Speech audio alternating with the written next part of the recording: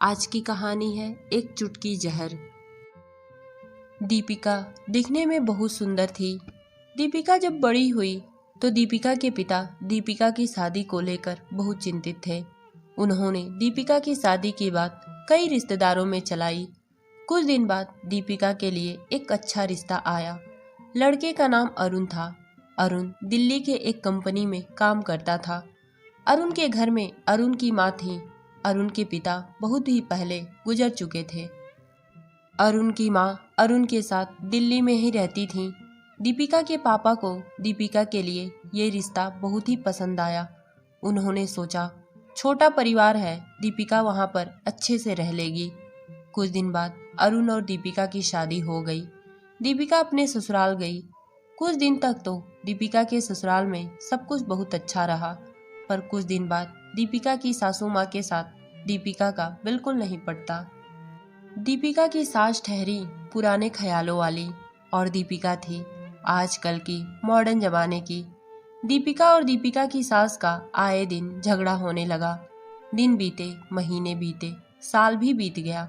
ना तो सास अपना चलता चलाने में पीछे हटती और ना ही दीपिका जवाब देना बंद की। बेचारी दीपिका की भी गलती नहीं थी। सास को भी समय के साथ बदल जाना चाहिए था, पर सास है तो अपना सासूपना दिखाना कैसे छोड़ेंगी?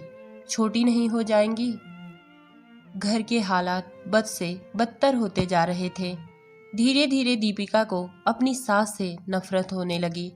अगर कभी कभार दीपिका के पड़ोस वाले उसकी सास के पास आते तो मजबूरन दीपिका को दिखावे में अपनी सास को सम्मान देना पड़ता। उस टाइम दीपिका अपने आप में बड़ा असहज महसूस करती। सुबह को झगड़ा और ना चाहते हुए भी किसी के आने पर शाम को दिखावे वाला प्यार, ये सब दीपिका को बड़ा खराब लगता। अब दीपिका किसी भी तरह अपने सास से छुटकारा पाना चाहती थी। दीपिका एकदम चिड़चिड़ी हो चुकी थी।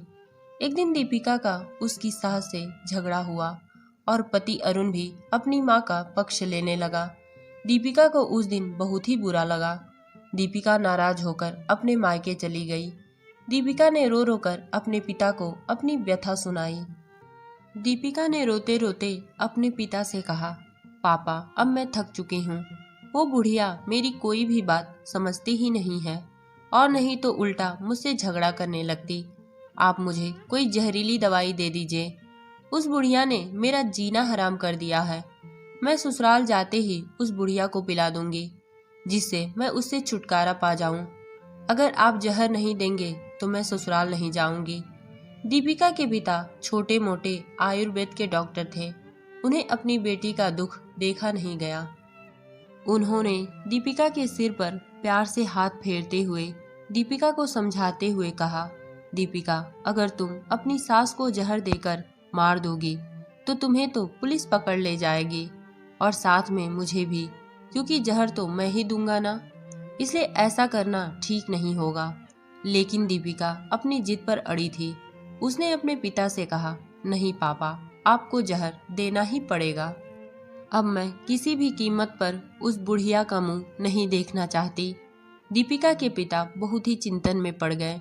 बहुत कुछ सोचने के बाद उन्होंने दीपिका से कहा, ठीक है जैसी तुम्हारी मर्जी, लेकिन बेटा मैं तुम्हें जेल जाते हुए नहीं देख सकता। इसलिए बेटा मैं जैसा कहूँगा तुम वैसे ही करना। मंजूर हो तो बोलो। दीपिका ने अपने पिता से पूछा, क्या करना होगा पापा? दीपिका के पिता ने दीपिका को एक पुड़िया जहर देते हुए दीपिका से कहा, तुम्हें इस जहर की पुड़िया में से एक चुटकी जहर हर रोज अपनी सास के भोजन में ही मिलाना होगा। जहर कम मात्रा में होने से वो एकदम से नहीं मरेंगी, बल्कि धीरे धीरे आंतरिक रूप से वो कमजोर होकर 5 से 6 महीने में मर जाएंगी और लोग समझेंगे कि उनकी मौत स्वाभाविक हुई है। लेकिन देखना, इस स्थिति में तुम्हें बेहद सावधान रहना पड़ेगा ताकि तुम्हारे पति को बिल्कुल शक ना हो, वरना हम दोनों को जेल जाना पड़ेगा। इसलिए तुम्हें सावधानी बरतते हुए आज के बाद तुम अपनी सास से कभी झगड़ा नहीं करोगी, बल्कि उनकी सेवा करोगी। यदि तुम्हारी सास तुम्हें किसी बात पर ताने दें तब भी तुम चुपचाप सुन लोगी, बिल्कुल भी उनका जवाब नहीं दोगी। बोलो, ये सब तुम कर पाओगी? दीपिका ने बहुत कुछ सोचा और बहुत कुछ सोचने के बाद उसके मन में आया कि सिर्फ 6 महीने की तो बात है, फिर उस बुढ़िया से छुटकारा मिल जाएगा। दीपिका ने अपने पिता की बात मान ली और वो जहर की पुड़िया लेकर अपने ससुराल चली गई। ससुराल आने के अगले दिन से ही दीपिका ने अपनी सास के भोजन में एक चुटकी जहर रोजाना मिलाना शुरू कर दिया और साथ ही अपने सास के प्रति अपना बर्ताव भी उसने बदल लिया।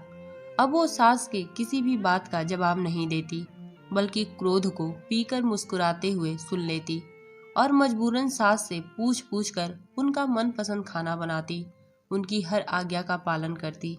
कुछ हफ्ते बीत गए, सास के स्वभाव में भी परिवर्तन आना शुरू हो गया। दीपिका की सास मन ही मन सोचने लगी कि मैं दीपिका को खरी खोटी सुनाती हूँ, फिर भी बेचारी मेरा जवाब नहीं देती। इसलिए उन्होंने भी अपने ताने कसने कम कर दिए। अब तो कभी कभी वो दीपिका को आशीर्वाद भी दे देती। धीरे धीरे 4 से 5 महीने बीत गए। दीपिका नियमित रूप से अपनी सास को हर रोज एक चुटकी जहर दे रही थी, परंतु उसके घर का माहौल अब एकदम से बदल चुका था। सास बहू का झगड़ा तो पुरानी बात हो चुकी थी। पहले जो सास दीपिका को गालियां देते नहीं थकती थी, अब वही सास आस पड़ोस वालों के आगे दीपिका की तारीफों के पुल बांधने लगी थी। दीपिका की सास अब दीपिका को अपने साथ बिठाकर खाना खिलाती और सोने से पहले जब दीपिका से 2-4 प्यार भरी बातें ना कर लेती, तब तक उन्हें नींद नहीं आती। 6ठा महीना आते आते दीपिका को लगने लगा कि उसकी सास तो उसे अपनी बेटी की तरह मानने लगी हैं।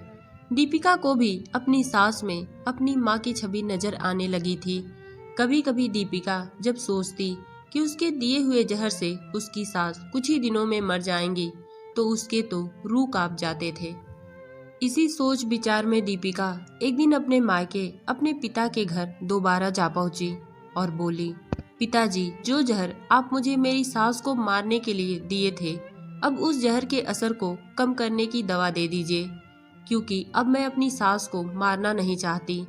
अब वो बहुत ही अच्छी सास बन गई हैं और नहीं तो अब उनमें मुझे अपनी माँ की छवि नजर आने लगी है।